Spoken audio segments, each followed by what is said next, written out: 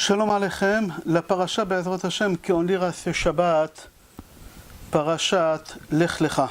Parashat Lech Lecha, c'est rapporté dans Mishnah Avot, Perek Hei, Mishnah Bet, Asara Dorot min Noach ve'ad Avraham Avinu.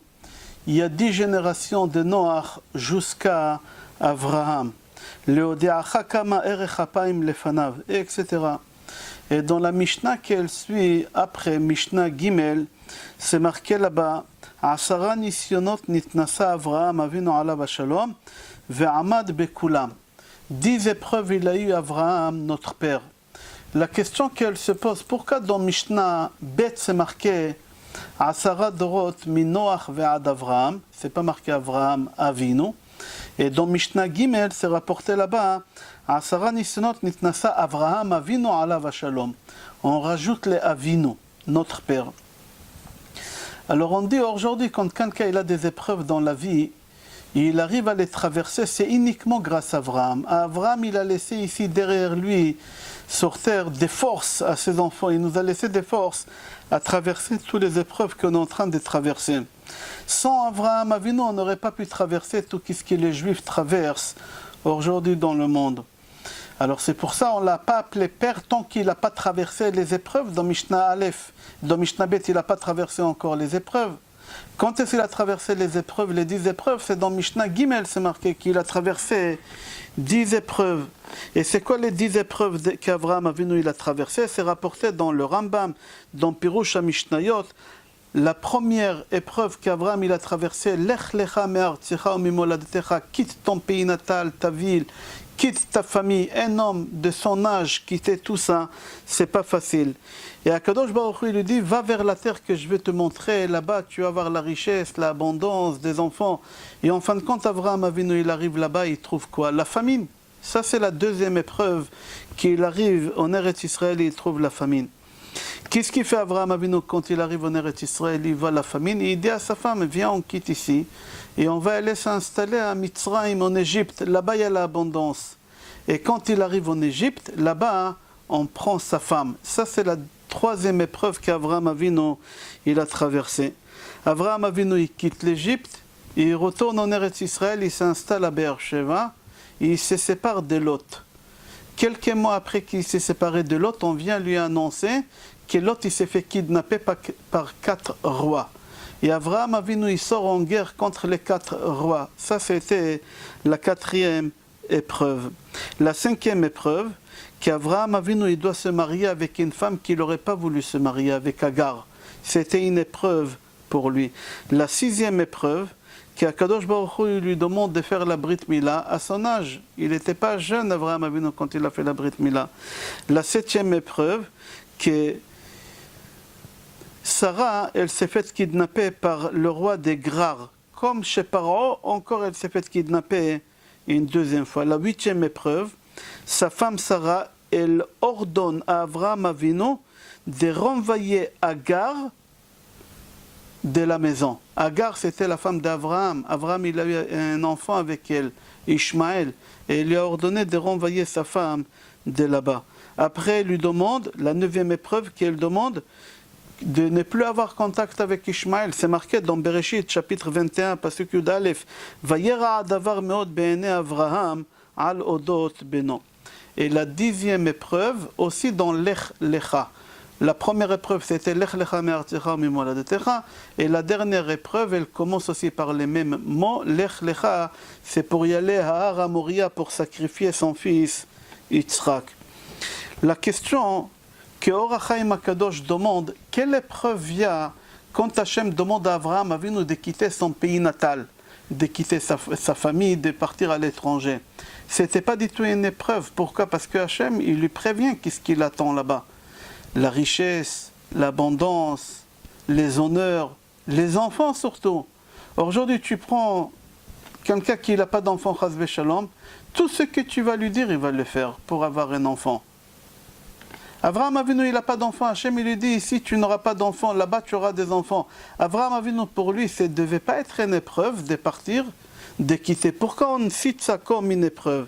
Alors il dit Or HaChaim HaKadosh, dans le pasuk qui suit après, c'est marqué Vayelech Avraham kasher tziva oto Hashem. Comme Hashem il lui a dit, comme Hashem il lui a parlé, Avraham Avinu il a fait. C'est-à-dire qu'Avraham Avinu il n'est pas parti parce que Hashem il lui a dit que tu auras des enfants, il est parti pour avoir des enfants là-bas. Non, il est parti parce que Hashem il lui a dit. Même si Hashem il n'aurait pas dit qu'est-ce qu'il attend là-bas, Avraham Avinu il serait parti. C'est la réponse de Or HaChaim HaKadosh. Au moment qu'Avraham Avinu il arrive en Eretz Israël, il y a la famine, mais pas n'importe quelle famine, une famine kaved, très très lourde. C'est rapporté dans Pirkei de Rabbi Eliezer que jamais en Israël ils ont connu la famine. La première fois qu'il y a la famine en Eretz Israël, c'est juste par hasard, dès qu'Avraham y met les pieds, Avraham Avinu y met les pieds en Eretz Israël, il y a là-bas la famine. Comme c'est dit Pirkei de Rabbi Eliezer. Et mis à part ça, il dit Pirkei de Rabbi Eliezer que dans le monde entier, ils n'avaient pas la famine. Le seul pays au monde où il y a la famine, c'est Eretz Israël. Comme ça, c'est marqué. Tout ça, pourquoi? Parce qu'Akadosh Baruch Hu, il voulait tester la réaction d'Avraham Avinu. Est-ce qu'il va dire, comment Hachem, tu peux dire une chose pareille? Comment tu m'as promis que j'aurai une abondance? Ici, il n'y a pas l'abondance, il y a la famine, je dois quitter Israël pour repartir en Égypte, etc. Avraham Avinu, il n'a rien dit. Tout ce qui lui est arrivé, Kibel et Zé Besimcha, il a accepté avec amour. C'est rapporté dans le Midrash qu'Avraham Avinu dit à sa femme, viens, on va aller en Égypte parce qu'il y a là-bas l'abondance. Avraham, il arrive en Égypte. Et il voit que c'est un pays qui est très dangereux. Pourquoi? Parce qu'il s'est rendu compte que sa femme elle est belle. Quand il arrive en Égypte, alors il se met avec sa femme devant le Nil. Et au moment qu'il regarde l'eau, il voit le visage de sa femme. Il regarde sa femme et il dit à sa femme, maintenant je sais que tu es une femme belle. C'est pour ça que maintenant tu sais que tu es une femme belle. Tu es marié avec elle 45 ans. Et maintenant tu t'es rendu compte que ta femme elle est belle. Là-bas la Gemara dit, le Midrash dit que Sarah elle était tellement belle que Chachamim disent que toutes les femmes du monde, par rapport à Sarah, c'est comme un singe devant un homme. Tu vois un singe, comment il les mange par rapport à un homme? Comme ça, toutes les femmes du monde à côté de Sarah, ils sont considérés comme des singes. Qu'est-ce que la Torah elle veut nous enseigner par là? Combien Avraham et Sarah ils étaient pudiques? Combien ils étaient pudiques qu'ils ne se regardaient pas? Tellement ils se respectaient, tellement ils avaient honte un de l'autre. Et là, Avraham avait nous dit à sa femme Sarah, ici en Égypte, ils sont dans l'adultère tous. Comme c'est marqué Asher Bessar Chamorim Bessaram, c'est l'adultère. Alors qu'est-ce qu'il a fait Avraham Avinu? Il a pris Sarah, il l'a mis dans un coffre, évidemment avec son accord. Il l'a enfermé dans ce coffre et il arrive en Israël, il arrive en Égypte. Il arrive à la douane et dans la douane on lui pose des questions et on lui demande qu'est-ce que tu as dans cette boîte. Et il leur a dit d'orge. Orge c'est pas cher, c'est la nourriture des animaux. Ils lui disent non, peut-être il y a du blé, ça coûte beaucoup plus cher. Tu dois payer la taxe beaucoup plus. Il leur a dit bon alors encaissez le prix du blé. Ils ont dit si tu es d'accord de payer le prix de blé aussi facilement, peut-être il y a là-bas du poivre. Le poivre noir à l'époque il coûtait très cher, beaucoup plus cher que le blé. Il leur a dit bon, il n'y a pas de problème, prenez alors la taxe du blé et du poivre. Ils ont dit peut-être peut-être il y a des pièces d'or. Et là ils l'ont forcé jusqu'à qu'Avraham Avinu il était obligé d'ouvrir cette boîte, et ils ont vu cette femme, une des femmes les plus belles au monde. Et ils ont dit, Endarkoshel idiote, un homme comme toi, il ne mérite pas d'avoir une femme comme ça. Une femme comme ça, elle doit habiter dans un palais chez un roi. Et ils ont pris Sarah, ils l'ont ramenée chez Paro. Et là, Sarah, elle a commencé à pleurer, à prier à Kadosh Baruch Hu. Avraham Avinu aussi, il prie à Kadosh Baruch Hu. Et il dit à Kadosh Baruch Hu, moi je me suis mis entre tes mains, et je savais que tu auras de la pitié, que tu vas me protéger, et c'est ça le résultat. Qu'est-ce qui se passe? Aide-moi à Kadosh Baruch Hu. Même Sarah, c'est marqué dans le Midrash, et elle priait, il disait à Kadosh Baruch Hu, Ribono shel olam, moi je ne savais rien du tout de ce que mon mari fait, moi j'ai suivi mon mari, tu lui as dit lech lecha me'artzecha, j'ai suivi mon mari parce que tu lui as dit, maintenant tu as pris mon mari de moi, je me retrouve seul, sans la famille, sans personne. À Kadosh Baruch Hu, fais en sorte que ce rachat, lo yit'allel bi, il ne va pas abuser de moi ce rachat-là. Et Akadosh Baruch Hu, il lui a fait un miracle. à Sarah, Hachem il a envoyé, comme ça c'est marqué dans Pirkei de Rabbi Eliezer, qu'Akadosh Baruch Hu il a envoyé un ange qui l'a protégé, et chaque fois quand Paro il voulait toucher Sarah, cet ange il recevait deux coups. Après que Paro il a compris que Sarah c'est la femme d'Abraham Avinu, et que c'est pas sa sœur, et qu'il faut la rendre, alors qu'est-ce qu'il fait? C'est marqué dans Sefer HaYashar, Vaikach Paro od tzon ubakar ba'avadim ushpachot vekesef vezav vaiten leAvram vayashev lo et Sarah ishto ויקח פרעה גם נערה אחת, אשר לו אשר ילדה לו פילגשו, ויתנה אל שרי לשפחה, ואמר המלך אל ביתו, טוב לך ביתי אשר תהי לשפחה בבית האישה הזאת, מהיותך גבירה בביתי.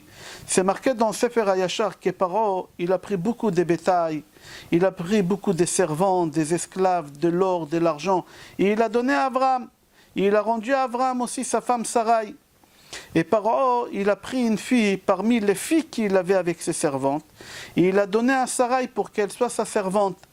Et le roi Paro, il dit à sa fille, je préfère que tu vivras dans la maison de cette femme-là, Sarai, que tu seras patronne chez moi à la maison. Là-bas, tu vas avoir des miracles, tu vas avoir des malachim, tu vas avoir des anges. Abraham Avinu, il doit avoir beaucoup de reconnaissance à Lot. Pourquoi? Parce que l'autre, il n'a pas ouvert sa bouche.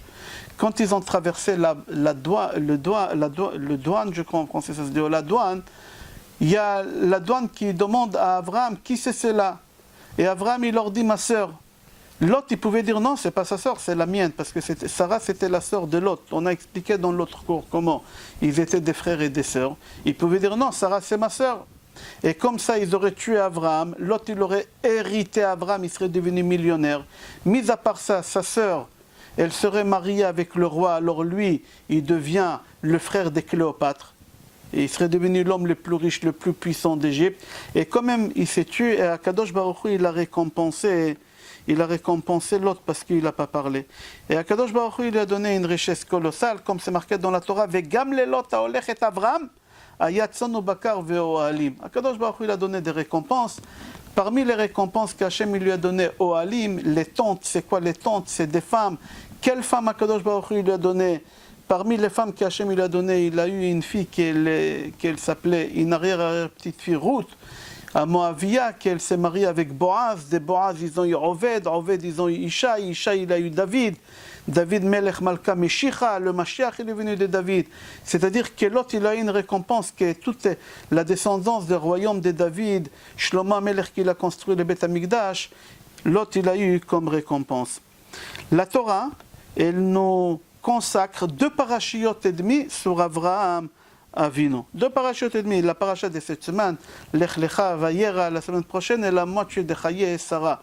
Yitzhak, il a 2 parachiotes aussi, et Yaakov, il a 3 parachiotes. Or HaChaim HaKadosh dit, et aussi c'est rapporté dans le Ramban Nachmani, pourquoi la Torah, elle a commencé à parler d'Avraham Avinu pour la première fois par un ordre, Lech Lecha, va-t'en. D'abord dit qu'Akadosh Baruch Hu s'est dévoilé à Avraham Avinu, et Hachem il a parlé avec Avraham Avinu, et après qu'Hachem il lui a parlé, Hachem il lui a dit Lech Lecha, etc. Pour la simple raison, il répond dans Chaim HaKadosh et le Ramban, qu'Avraham Avinu il s'est pas dévoilé qu'Akadosh Baruch Hu il s'est pas dévoilé à Avraham Avinu. C'est Avraham Avinu à l'âge de 5 ans qu'il a découvert Hachem. C'est lui qui l'a découvert Hachem. C'est pour ça que c'est pas marqué qu'Hachem il s'est dévoilé à Avraham Avinu. Comme ça c'est rapporté dans Gemara Nedarim, page Lamedbet, Amoud Aleph. Avraham Ekiret Bor'o, à l'âge de 5 ans, il a reconnu. Alors Hachem, il n'avait pas besoin de se dévoiler à Avraham Avinu. Comme c'est marqué dans le Midrash Bereshit Rabbah, Parasha Lametet, Mashal, une parabole, Rabbi Yitzhak il dit, une parabole, quelqu'un qui est la première fois, il voit dans sa vie un château énorme, un très très beau château. Et il voit qu'il y a la lumière dedans. Et il s'est dit, c'est pas possible que ce château, il n'y a pas d'habitants dedans. Il y a la lumière dedans, il y a quelqu'un qui l'a construit, il y a quelqu'un qui l'habite. Alors il a dit, Rabbi Yitzhak, c'est exactement la même chose. Avraham Avinu, quand il a vu le monde, et il a vu les astres, il a dit, c'est pas possible qu'il n'y a pas quelqu'un qui gère, qui contrôle, qui a créé ce monde-là. Et Avraham Avinu, il a fait des recherches, et il a découvert Akadosh Baruch Hu de lui-même. Et Akadosh Baruch Hu, il tzitz Akadosh Baruch Hu, ve'amar lo ani ba'al ha'olam. Akadosh Baruch Hu, il a regardé Avraham Avinu, il a dit, c'est moi que j'ai créé le monde, que tu es en train de chercher qui a créé ce monde-là. Avraham Avinu, il demande à Lot de se séparer de lui. Pourquoi? Parce que Lot, il faisait brouter son bétail dans des champs des autres. Et Avraham et Lot, ils se ressemblaient physiquement. Parce que Lot, c'était le fils de Haran. Haran, c'était le frère d'Avraham Avinu. Alors son neveu, il ressemblait beaucoup à Avraham Avinu. Et Avraham Avinu, il a dit à Lot, écoute, on se ressemble beaucoup. Les gens, quand ils te voient voler dans des champs des autres, ils croient que c'est moi. Après, ils vont dire, tous les rabbins, tous les barbus, c'est des voleurs. Alors viens, on va se séparer. Et là, les deux, ils se séparent. Parce qu'Avraham Avinu, il n'a pas voulu Chilul Hashem. Et Avraham Avinu dit, si tu as besoin de moi un jour, tu m'appelles. Il n'y a pas de problème, tu m'appelles et je viens. Et c'est comme ça qu'Avraham Avinu, il entend que Lot, il s'est fait kidnapper. Et comme Avraham, il lui a promis qu'il va venir le jour qu'il aura besoin de lui, Avraham Avinu, il lâche tout. Il va sauver son neveu Lot. C'était Yudalet Benissan, 14 Benissan. Avraham Avinu, il est en train de faire des gâteaux, Ogot. C'est Og. Og, c'est quoi Og? Og, c'est quelqu'un qui est venu au moment qu'Avraham Avinu, il faisait des Ogot. Et Ogot, c'est des matzot, c'était le soir de Pessah. Avraham Avinu, il laisse Pessah, il laisse tout tomber, mitzvah midoraita de manger des matzot, uniquement pour aller sauver son neveu de ces 4 rois qu'ils ont kidnappés. Avraham Avinu, quand il entend que son neveu, il s'est fait kidnapper, tout de suite, qu'est-ce qu'il fait? Il prend avec lui 318 soldats et il va sauver son neveu, l'autre. C'est marqué dans le pasuk Yudalet. Vaishma Avraham.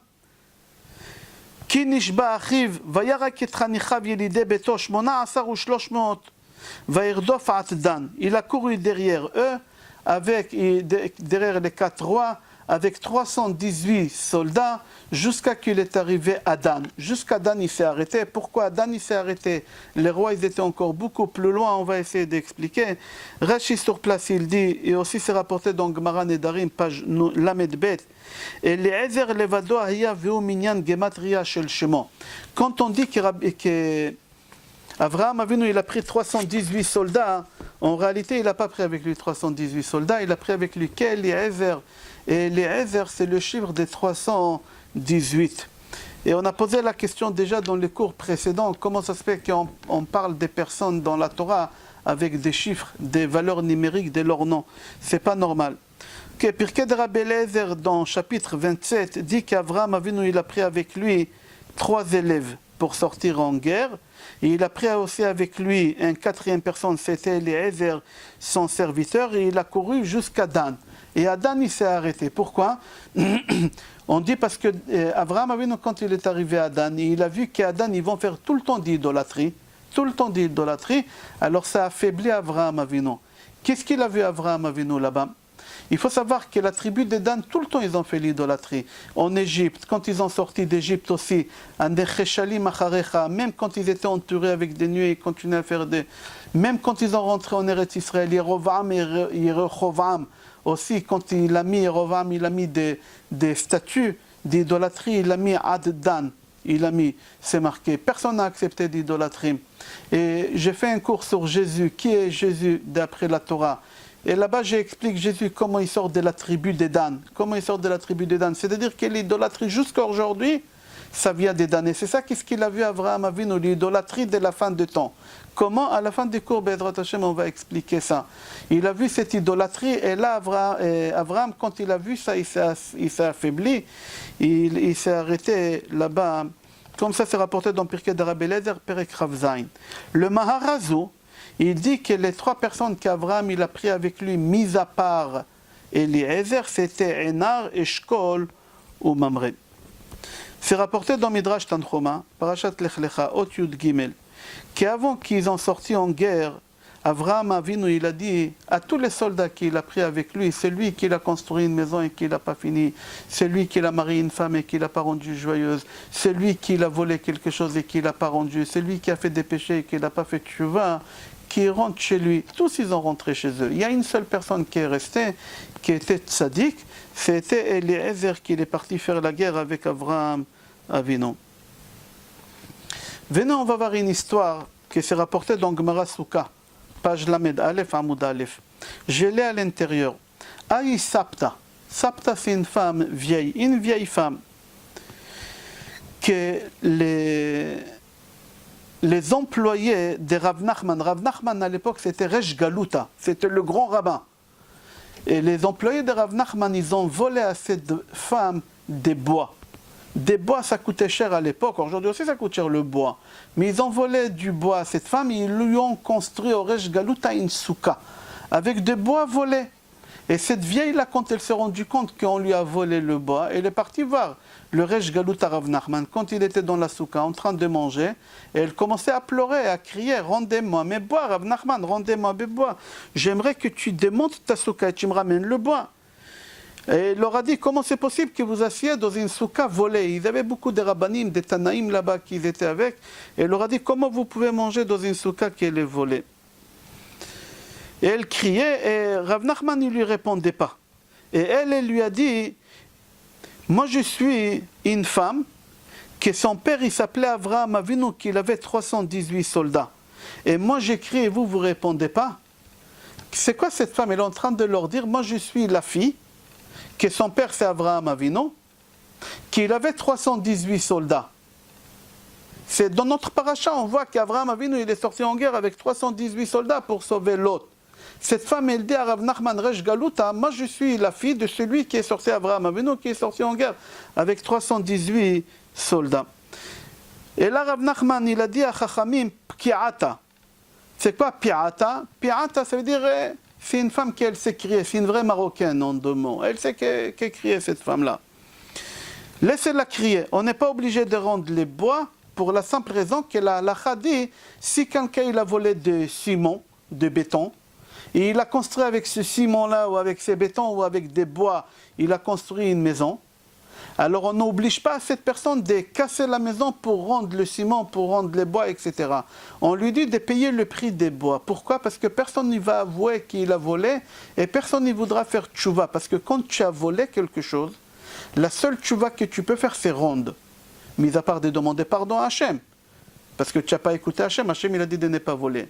Mis à part ça, tu dois rendre et ta gazela, cher gazal, tu dois rendre. Alors les gens ils vont dire, ah si, il faut rendre la gazela, le vol, c'est-à-dire il faut que je casse ma maison, je n'ai pas envie de casser ma maison. Alors ils ne vont pas faire tchouva. Alors Chachamim ils ont dit, c'est pas la peine de rendre les bois que tu as volés, tu payes. Rav Nachman il a dit à cette femme, madame, je vous paye le bois. C'est la halakha. Mais je ne vais pas casser la souka. Pourquoi? Parce que c'était en plein soukot. Et à souka au plein soukot, ça s'appelle dirat keva, fixe. Et on ne casse pas quelque chose de fixe pour rendre le vol. Mais elle n'a pas accepté. Elle a dit, bon, tu n'acceptes pas. Alors qu'est-ce qui se passe? Tu viens après Pessah et je te rends les bois. Si tu ne veux pas de l'argent. Ok, ça c'est l'histoire qu'on voit dans la Gemara. J'aimerais comprendre, c'est la question de Rabbi Tzadok HaKohen Milublin. Il dit, j'aimerais comprendre sur cette histoire, pourquoi cette femme elle a dit, je suis la fille de celui qui est sorti en guerre avec 318 soldats. Elle voulait lui dire, Avraham Avinu, quand il est sorti avec 318 soldats, Avraham Avinu il était me'al à Yehush. Jamais il perdait d'espoir Avraham Avinu. Parce que la valeur numérique de Yehush, c'est 317. Et il a dit à Rav Nachman, si tu crois que j'ai fait Yehush pour qu'est-ce qu'on m'a volé, que j'ai baissé les bras par rapport à qu'est-ce qu'on m'a volé, que j'ai perdu espoir, que je ne vais plus les récupérer, vous vous trompez. Moi je suis la fille de celui qui a pris 318. C'est quoi 318? Qui a vécu Me'al à Yehush, qui jamais perdait espoir de sa vie. Je suis sa fille, moi je suis comme lui, moi je vous préviens, je n'ai pas perdu espoir. Comme ça dit Rabbi Tzadok HaKohen Milublin. On continue. Rabbi Yonatan Efshitz dit que Rabbi Yossi Aglili dit qu'Avraham Avinu il leur a dit Ayare verach alevav, c'est lui qui a peur des péchés qu'il a fait, qui ne sort pas en guerre. Avraham il leur a dit. Et comme tous étaient des voleurs, ils n'ont pas pu faire tchouva parce qu'il faut rendre ce qu'ils ont volé.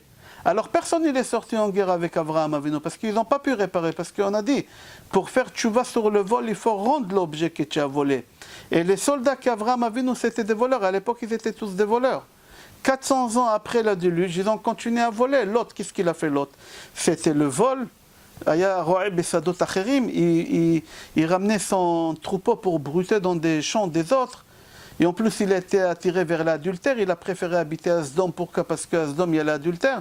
Même pas 400 ans après le déluge, le monde il revient au point de départ d'avant le déluge. Alors personne n'a pu sortir en guerre avec Abraham Avinu parce que tous étaient des voleurs à l'époque. Comme ça, il dit Rav Yonatan Efshitz. Venons, on va faire un résumé. Qui est sorti en guerre avec Abraham Avinu pour sauver Lot contre les 4 rois? Il y a 3 avis. Il y en a qui disent que Abraham Avinu et Eliezer, tout seul. Et quand on dit 318, parce que la valeur numérique d'Eliezer c'est 318, il y en a qui disent Abraham Avinu et Eliezer et les trois personnes qu'il a pris avec lui, Enar, comme on a dit, Eshkol ou Mamre. Il y a un 3e avis qui disent qu'Abraham Avinu il a pris avec lui 318 soldats. Il a pris avec lui pour sortir en guerre, comme c'est marqué noir sur blanc dans la Torah. Qu'est-ce qu'Abraham Avinu il a pris avec lui en guerre pour gagner? Comment c'est possible? Viens, on va dire qu'Abraham Avinu il est sorti avec 318 soldats. Viens, on va dire. Mais en face de lui, ils étaient des millions. Il y a 4 soldats qui sortent 4 rois qui sortent en guerre contre 5 rois. C'est des millions, ils étaient là-bas. Comment Abraham Avinu il aurait cru qu'il va gagner cette guerre-là? Alors il y a une histoire pour comprendre avec quoi Abraham Avinu il est sorti en guerre. Il y a une histoire dans Gemara Ta'anit, page Chaf Aleph. Là-bas la Gemara dit que les Juifs ils ont envoyé un cadeau au César à Rome avec quelqu'un qu'on l'appelait Rav Nachum Ish Gamzu. Rav Nachum Ish Gamzu c'était le Rav de Rabbi Akiva. Ils lui ont donné une petite boîte avec des pierres précieuses dedans. Et Rav Nachum il voyageait d'un hôtel à l'autre le temps d'arriver à Rome. Et sur la route, quand il est arrivé à Rome, mais avant d'arriver chez César la veille, il a raconté au lobby qu'il a des pierres précieuses pour donner cadeau au César, etc. Et quand il a dormi au milieu de la nuit, le patron de l'hôtel, il lui a vidé toutes les pierres précieuses, il lui a mis de la terre. Il a pris le jardin de l'hôtel et il lui a mis dedans. Comme ça, c'est un peu lourd, il ne se rend pas compte, Rabbi Nachum. Le lendemain, Rav Nachum, naïvement, il arrive chez Kessar, il lui dit, voilà, Bnei Israël, ils t'ont donné un cadeau. Voilà le cadeau qu'on t'a envoyé d'Israël. Et lui, quand il l'ouvre, il voit qu'il y a de la terre. Il dit, mais vous vous foutez de moi, c'est quoi cette histoire-là? Et là, il y a Eliyahu Hanavi qui vient, déguisé comme un des ministres. Et il dit au roi, vous savez, eux les Juifs, ils avaient un père qui s'appelait Abraham.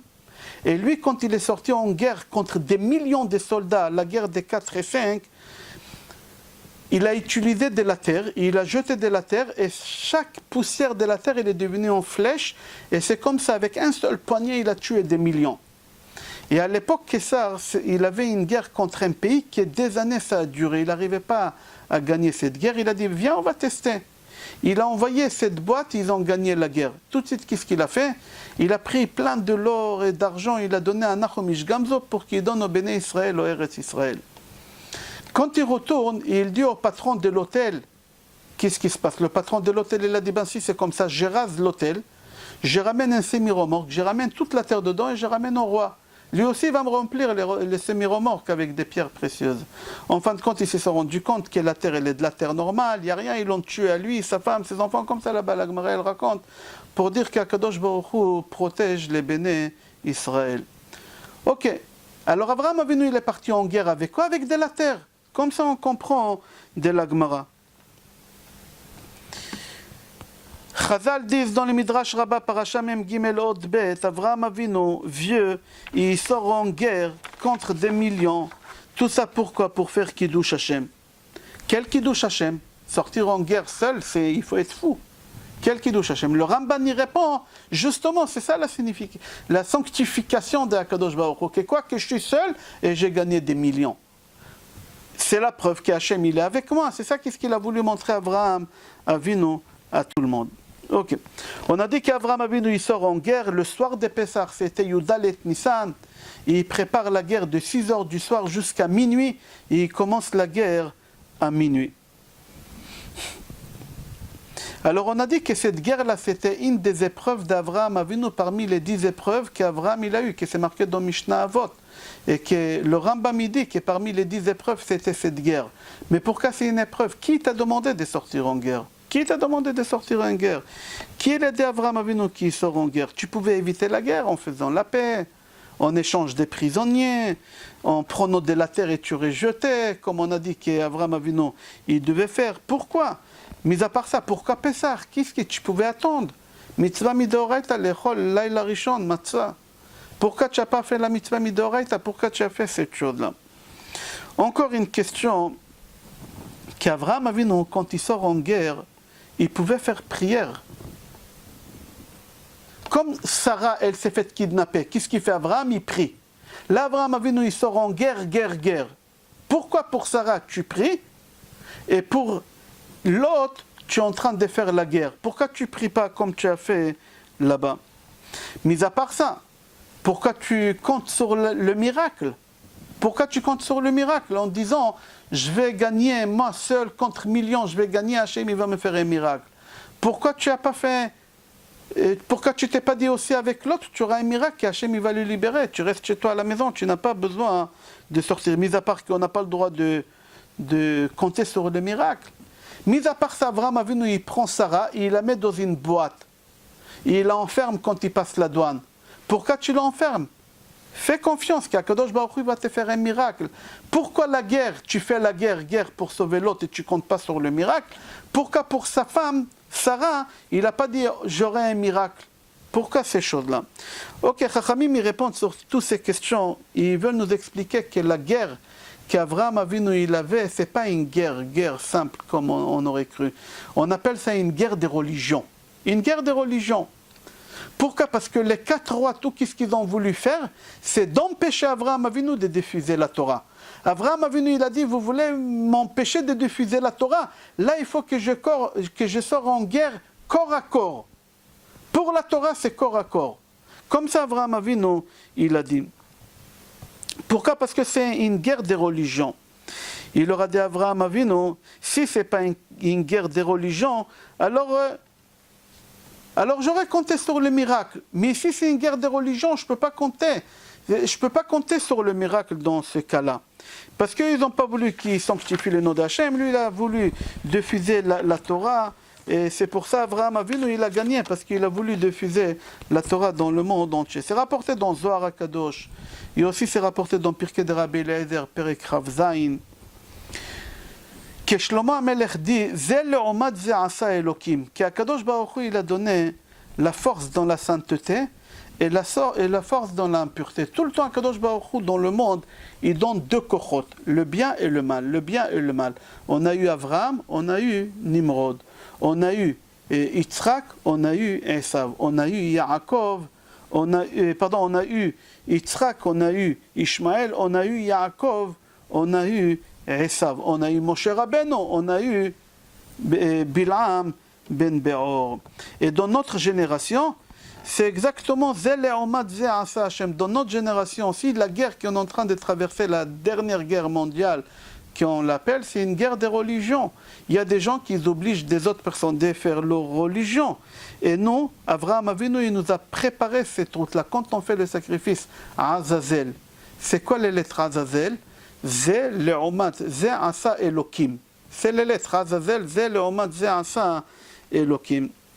Bientôt c'est Hanouka, Be'ezrat Hashem. Dans un mois à peu près c'est Hanouka. Et à Hanouka, il y en a 11 hommes, on les appelle les Hashmonaïm. Ils sortent en guerre contre les Grecs. Ils sortent en guerre physique, corps à corps. À Purim, on n'est pas sorti en guerre. Pourquoi à Hanouka on sort en guerre contre corps? Contre corps. À Purim, on a prié. Esther, elle a dit à Mordechai de réunir tous les Juifs. Tsuma'ala, il faut jeûner, il faut prier, etc. Pourquoi Purim on prie et ici on sort en guerre contre corps à Hanouka? Pour la simple raison que la Hanouka c'était une guerre de religion. Les Grecs ils ne voulaient pas notre corps. Les Grecs ils disaient si tu t'es converti à ma religion, je te laisse vivant. Alors les Hashmonaïm ils ont dit c'est une guerre de religion. Si c'est une guerre de religion, c'est une guerre corps à corps.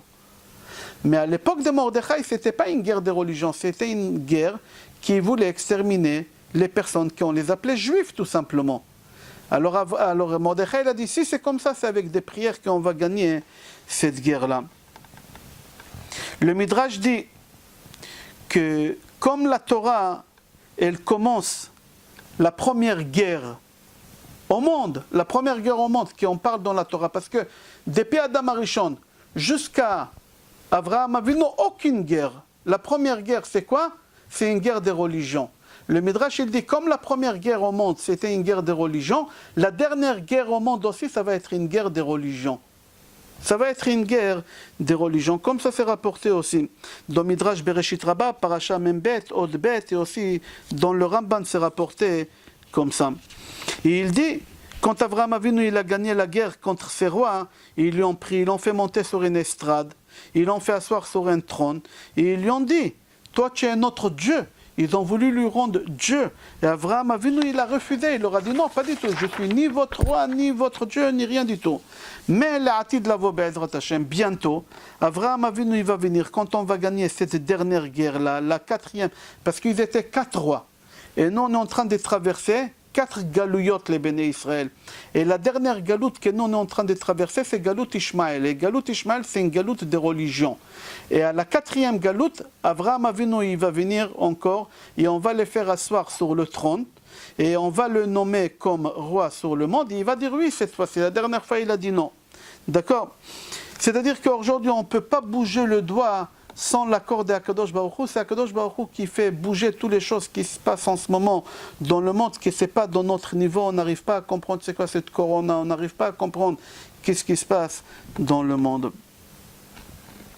C'est marqué dans Bereshit Rabbah, Parasha Yudbet, Ele toldot hashamayim ve'haaretz be'i bare'am.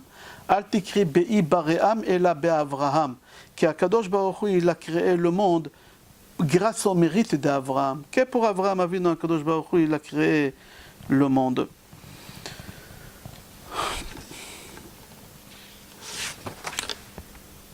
Ok, on va finir avec ça, que la question qu'on demande. On commence à parler d'Avraham Avinu dans la Torah. À quel âge il avait? Avraham Avinu, il avait 75 ans. Lech lecha me'artzecha. C'est la première fois qu'on parle d'Avraham Avinu dans notre paracha. 75 ans. Tu es bien intéressé à savoir qu'est-ce qu'il a fait ton père dès l'âge qu'il est né, dans quel pays il est né, qu'est-ce qu'il a fait pendant sa jeunesse, quelle école, qui c'est ses copains, ses camarades. Non, Avraham Avinu directement, pas qu'on le retrouve à l'âge de 75 ans, notre père. On aimerait savoir qu'est-ce qu'il a fait Avraham. Et tout ce qu'on apprend sur Avraham Avinu, c'est dans des midrashim, mais dans la Torah propre, on commence à parler d'Avraham Avinu à l'âge de 75 ans. D'accord? Chez Noach, c'est marqué Noach Ish Tzadik Tamim, on parle de lui avant, mais Avraham Avinu, après il disparaît. On ne parle plus d'Avraham Avinu. Avraham Avinu, il va revenir quand? À l'âge de 137 ans, je crois. Aramoria, 137 ans. Et après, depuis l'âge de 140 ans jusqu'à 175 ans, pendant 35 ans, on ne parle pas encore d'Avraham Avinu. Il faut comprendre qu'est-ce qui se passe. La même chose chez Yitzhak Avinu. On ne parle pas d'Yitzhak Avinu. Depuis qu'il est né, on parle à un moment que Sarah elle a dit qu'elle ne veut pas qu'Ishmaël joue avec Yitzhak. Mais quand est-ce que tu commences à parler dans la Torah de Yitzhak? À Akedah, quel âge il avait Yitzhak dans la Akedah? 37 ans. Qu'est-ce qu'il a fait Yitzhak de 0 jusqu'à 37 ans? Il faut savoir qu'est-ce qui se passe ici. À 37 ans, Avraham Avinu il le prend comme sacrifice. Et après, d'après le Sod, on dit qu'Avraham Avinu il est monté, qu'Yitzhak il est monté au ciel jusqu'à l'âge de 40 ans. D'après le Sod, d'après le Pshat, on dit qu'il est parti à la Yeshiva de Shem Ve'ever. Et après, il descend ici, pendant 20 ans, il n'a pas d'enfant. À l'âge de 60 ans, Yitzhak, il a des juments. Le premier, il sort quelqu'un barbu et roux, avec des dents, il est né déjà tout près, Esav, Asouy. Et le deuxième, il faut comprendre qu'est-ce qui se passe. Et la même chose avec Yaakov Avinu, on ne parle pas de Yaakov Avinu pendant très longtemps. Ici, on n'a pas le temps maintenant de dire, Yitzhak, on saute, on revient, et on le perd. Yaakov Avinu, dès l'âge de 123 ans jusqu'à 180, pardon, Yitzhak, pardon, de 123 à 180, qu'est-ce qu'il a fait pendant toutes ces années? On ne parle pas de lui. On ne parle pas de lui. Yaakov aussi, pendant très longtemps, on ne parle pas de lui. On ne parle pas de lui pendant très longtemps. Pourquoi? Ok, on parlera de ça, Be'ezrat Hashem, le prochain cours. D'accord? Le prochain cours, Be'ezrat Hashem, on parle de ça. Alors on va commencer Mincha. Rabbi Hanan ben Akash